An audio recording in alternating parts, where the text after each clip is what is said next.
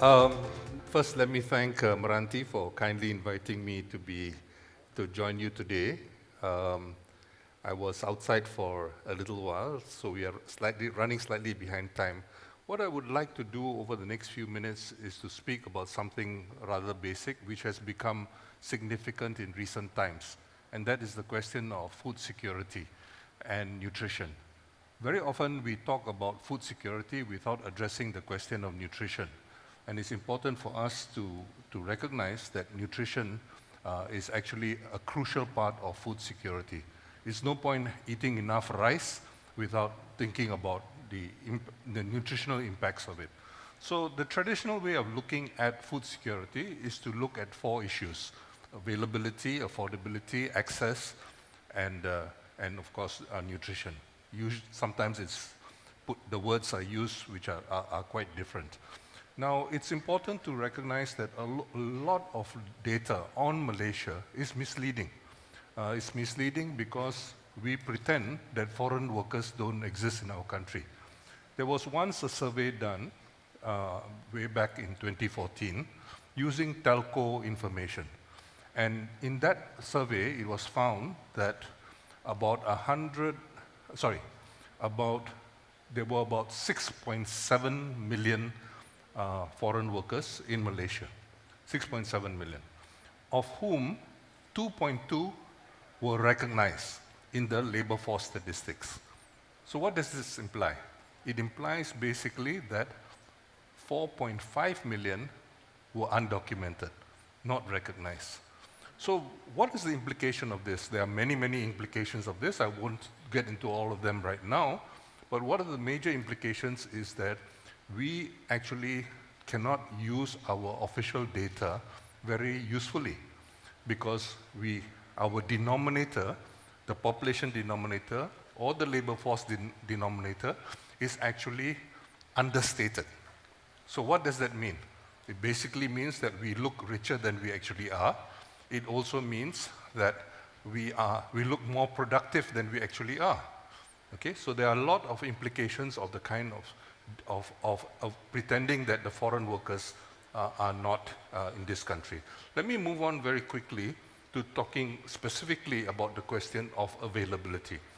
Availability in this country is not a major problem when you compare it with many other countries. We have basically sufficient supply, but we have to recognize that for a variety of reasons, many of our essential foods are basically controlled by what can be called monopolies or oligopolies.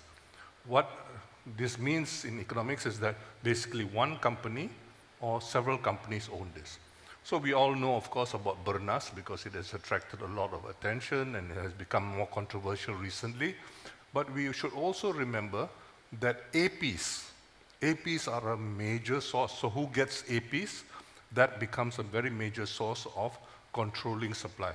So we have a lot of ability by these people who have either monopoly power or oligopolistic power to basically control prices in ways, and although the government also plays a role in controlling prices, which basically influences what consumers pay. So you have, for example, a very high level we have actually relatively cheap beef in this country. And not only cheap beef, we actually have relatively healthy beef. And the main reason is due to a deal which was made in the 1970s, if I'm not mistaken, or perhaps early 80s, where when we were trying to sell our palm oil, we didn't have enough partners, enough people interested in importing our palm oil because the Europeans closed off the palm oil market to us because palm oil was clearly the cheapest vegetable oil by far, and the Europeans didn't want us to begin to refine our own palm oil. Okay, so refined palm oil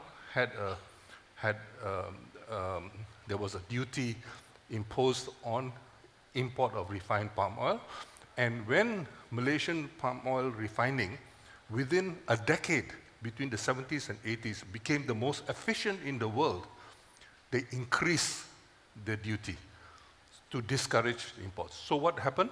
The government basically made deals with a number of countries. One of them was India, then the Soviet Union at that time, and then Pakistan and China. So all these countries were having some foreign exchange constraints for a variety of reasons, which I won't get into right now. And as a consequence of that, they decided to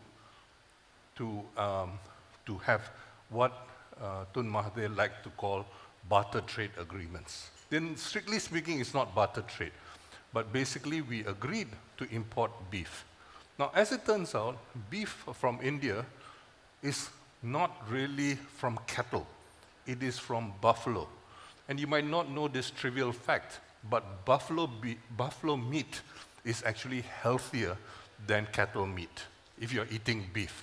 Okay? Many people are now against eating beef for a variety of reasons, but if you look at bovines, okay, cattle and buffaloes, you will find that buffalo meat.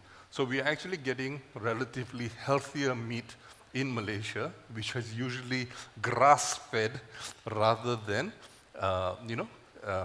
food cattle which are basically eating meat, eating food which is basically from different sources. So I think the point I want to make here is that the affordability of food is partly influenced by the system of monopoly and oligopoly, which I referred to earlier. And we have to recognize that in recent years, food prices have actually gone up more than the consumer price index. Okay? Many people don't quite realize this, but this is an important element in determining access to food. Now, let me just quickly move on, is that food prices now are rising also more than income, okay? So that basically means that, especially for poor people, the affordability of food is compromised, okay? And is undermined, okay? So let me move to another issue.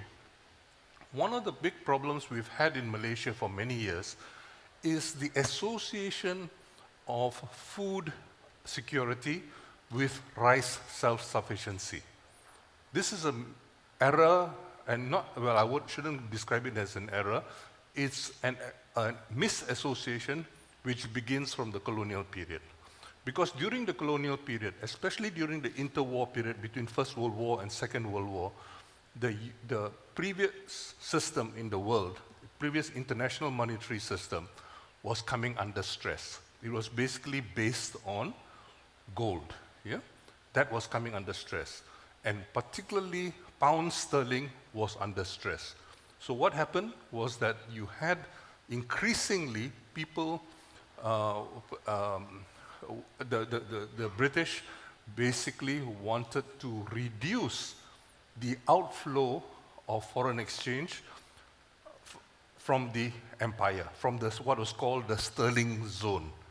So what happened was that in the Federated Malay States were basically told to start growing as much rice as possible, because the alternative was to import rice either from Burma or from Thailand.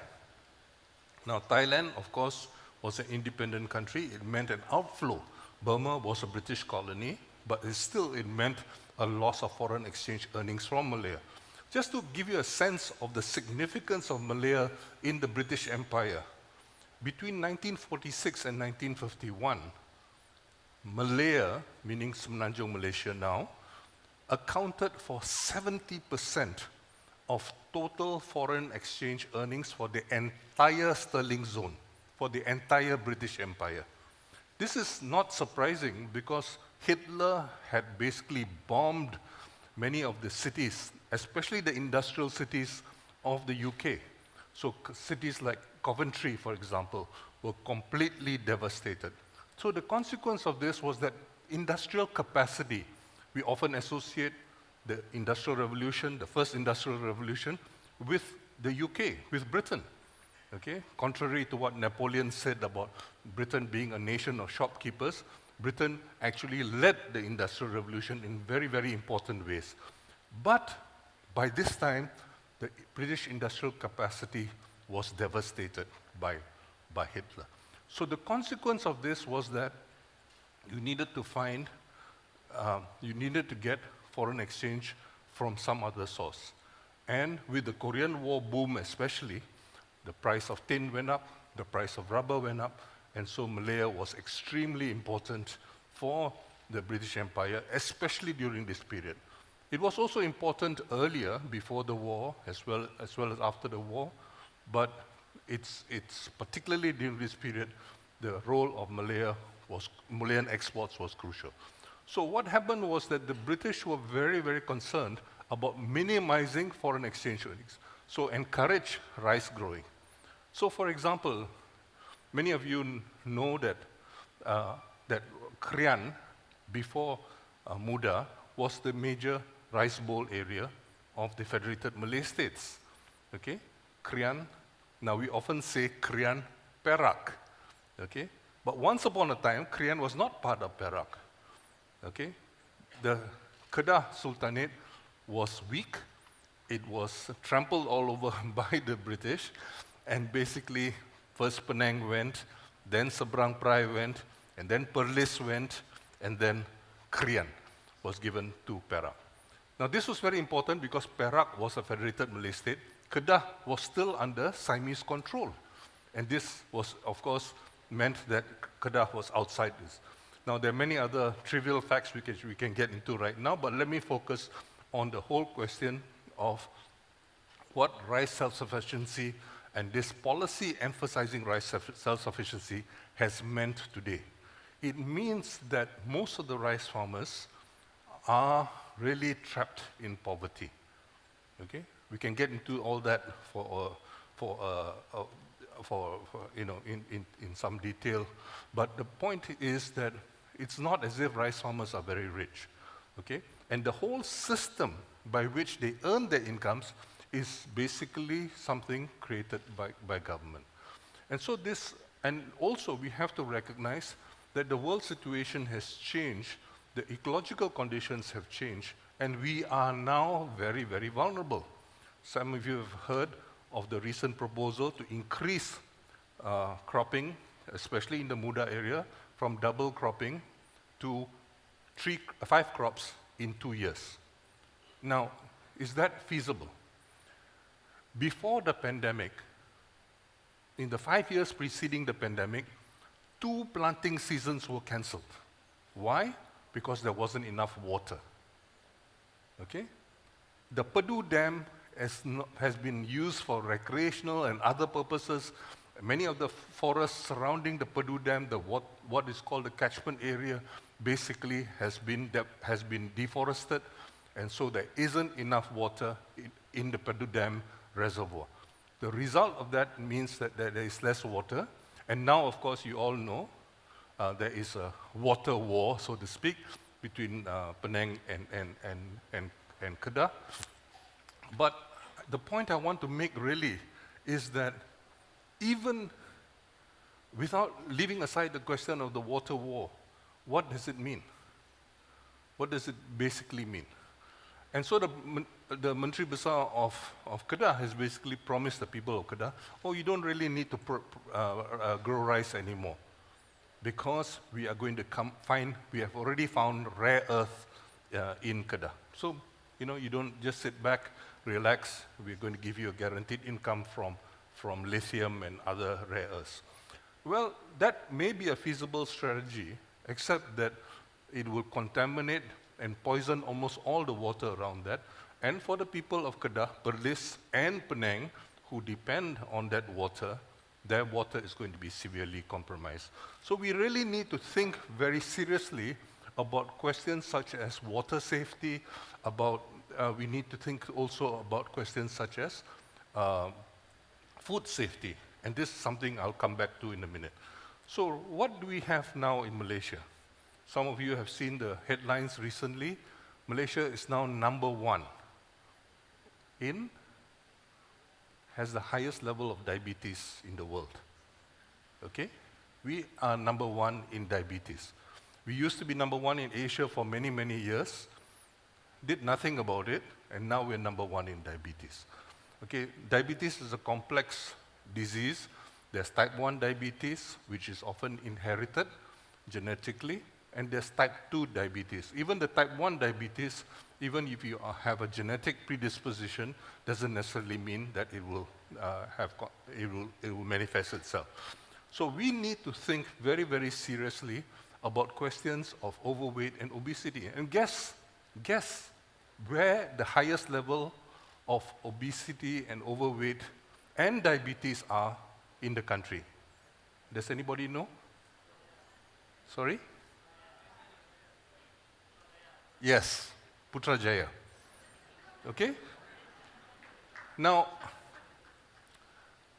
it might be useful for people to start climbing upstairs, exercising much more, and so on and so forth. Something which is unfortunately not particularly encouraged. I have great difficulty going up the stairs in where I live and also where I work. I can't go up the stairs because it is severely discouraged ostensibly for security reasons. Okay? It is extremely important to recognize that our lifestyle has worsened the problem of diet. Okay? But let me move on to emphasizing two other issues which relate to nutrition. First, what are called diet or food-related non-communicable diseases. Okay? I referred to one earlier. Diabetes type 2 is certainly non-communicable, but there are also a whole range of other problems. So, for example, a lot of women, young women especially, going into menses, they have an iron deficiency. And discharging iron every month basically means that menses basically exacerbates, worsens that problem. So this is a simple problem which can be overcome through changes in diet and so on and so forth. But what are we doing about it? Very little, and so on and so forth. Now, I've only mentioned two issues, but there are a range of issues which we have. And almost nobody ever pays attention to a study which comes out, a national mortality and morbidity study, which comes out from the Institute of Public Health.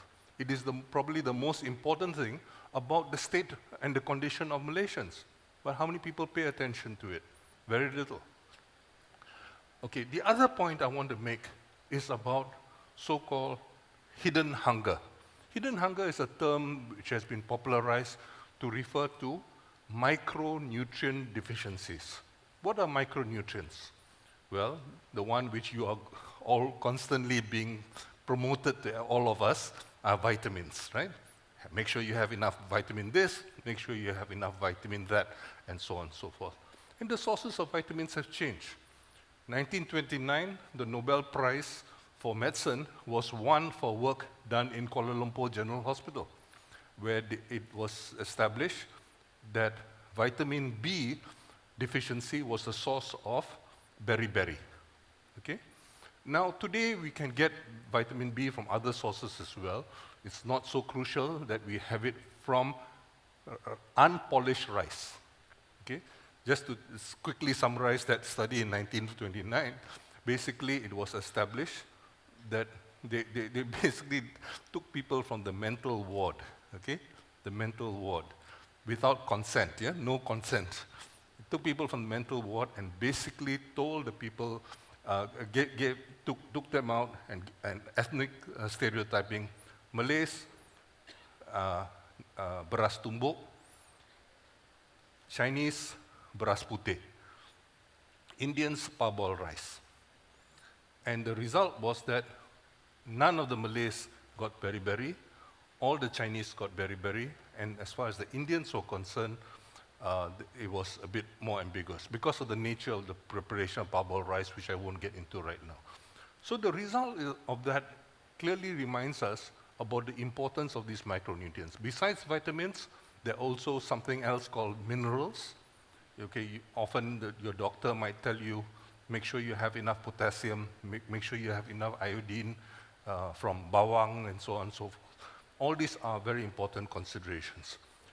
And one of the consequences, of course, is anemia, and I referred to the importance of blood iron earlier in the example about a lot of women, young girls, in fact, actually being anemic. And so what is important, I think, is for there to be a recognition of the importance of healthy diets. And healthy diets, and that is important, I think, crucial if we are going to improve the condition and well-being of Malaysians.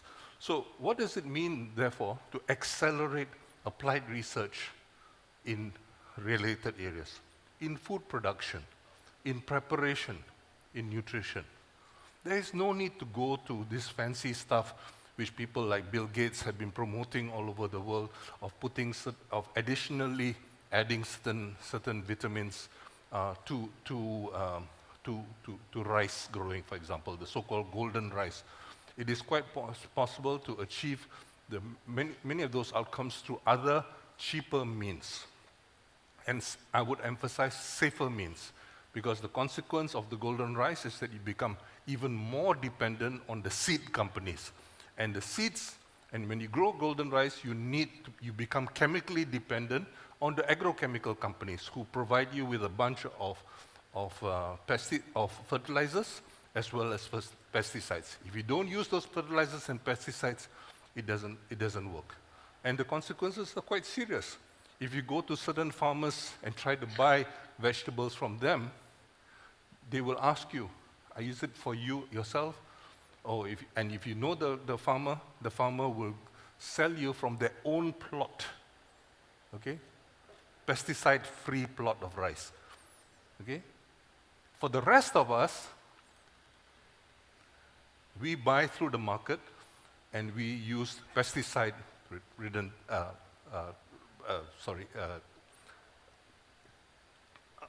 pesticide-infected food, yeah, including vegetables. So the consequence of this is that there is a problem of food safety in addition to the problem of malnutrition due to the other sources I described earlier. So we need to think very seriously about production and consumption.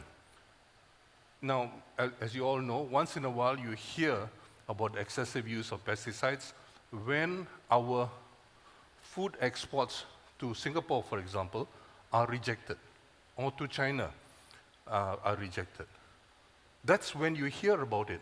What does it basically imply? It basically implies that for Malaysians, you can eat all that stuff, okay? Because you're only paying attention to it because of their acceptability in external markets. We have to think about Malaysians also. And it's very important, therefore. And the current thing in Singapore, for example, is that, you don't pesticides, as long as the last spraying of the pesticides was 7 days before, it's all right.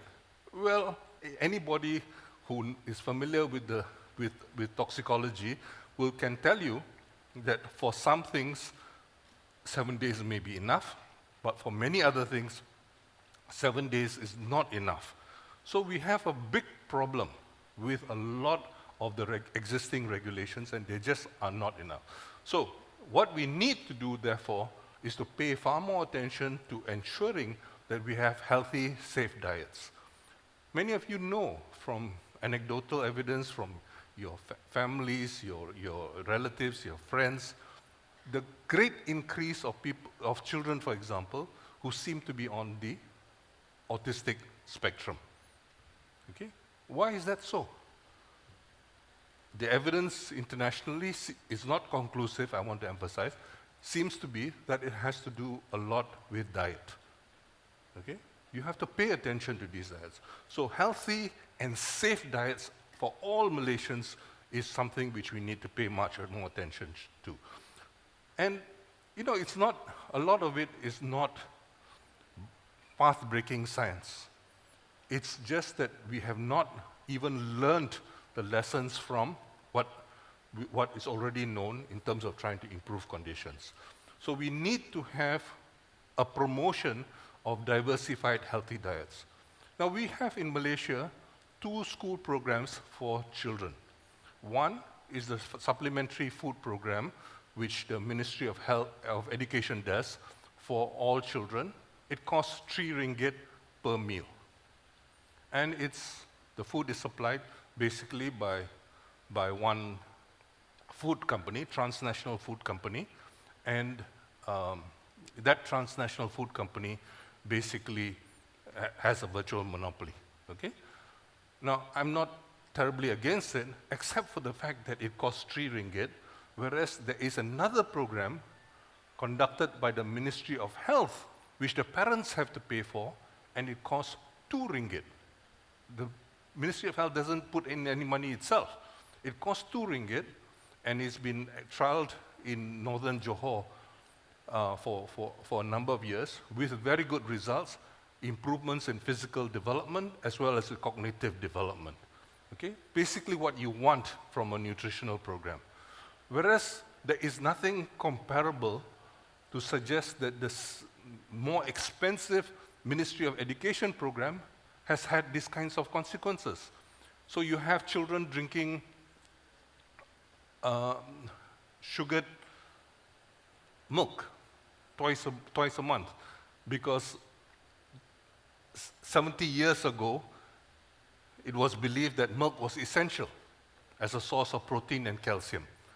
The knowledge now is very clearly, it is helpful, but cow's milk is not exactly the best for the human body. Many people are lactose intolerant, especially in our part of the world. And also, it is very important to find different ways of augmenting the nutrition of Malaysian children. So we need to think about ways to do that.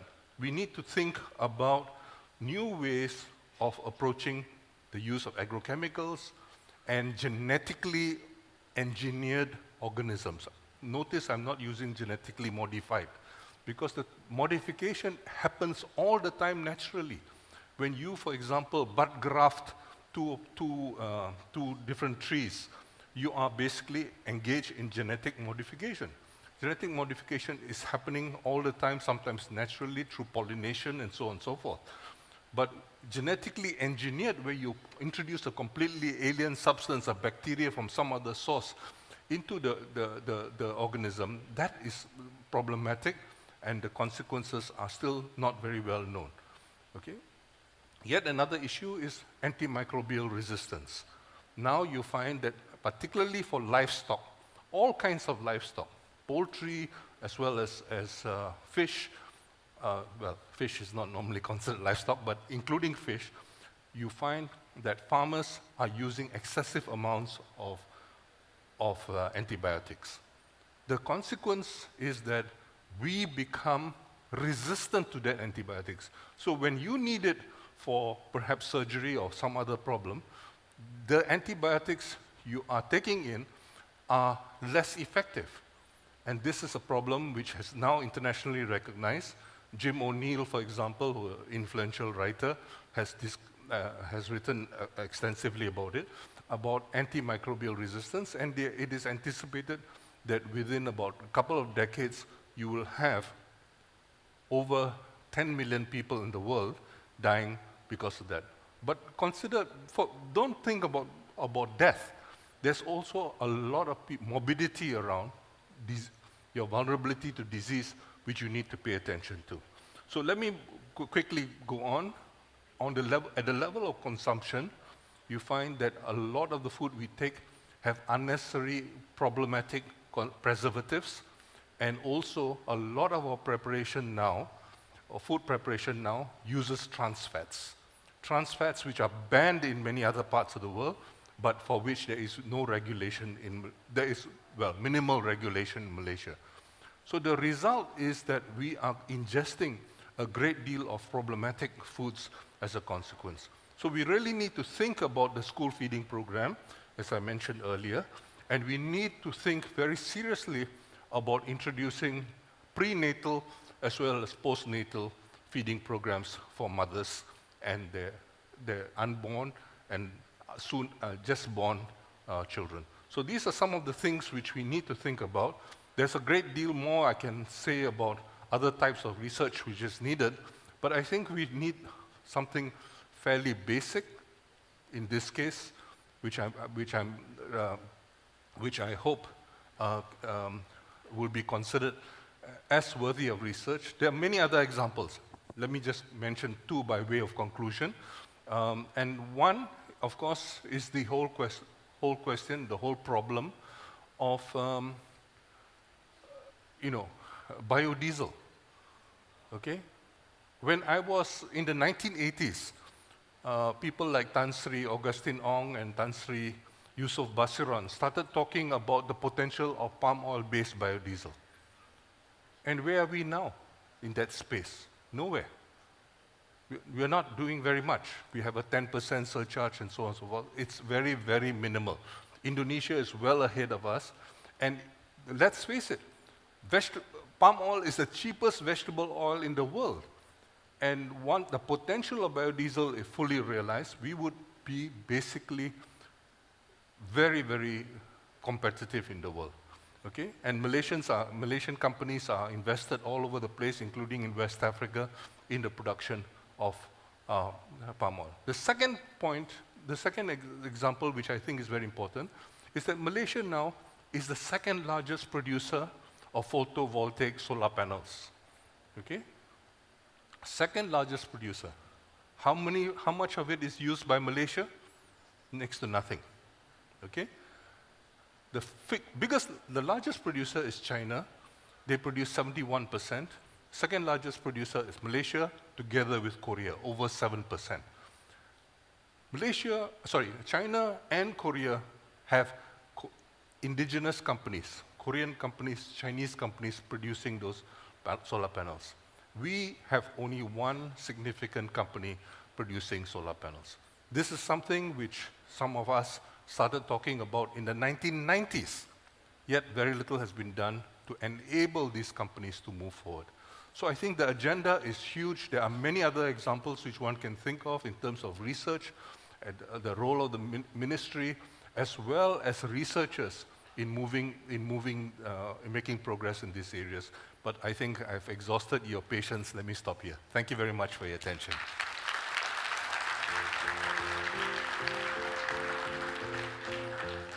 Thank you once again, Dr. Jomo, for that very insightful presentation. But I'd like to invite you to remain on stage, as we now like to invite Dato' Wira Dr. Haji Rais Hussein Haji Muhammad Arif, the Chief Executive Officer of Meranti, to present a token of appreciation to Professor Dr. Jomo.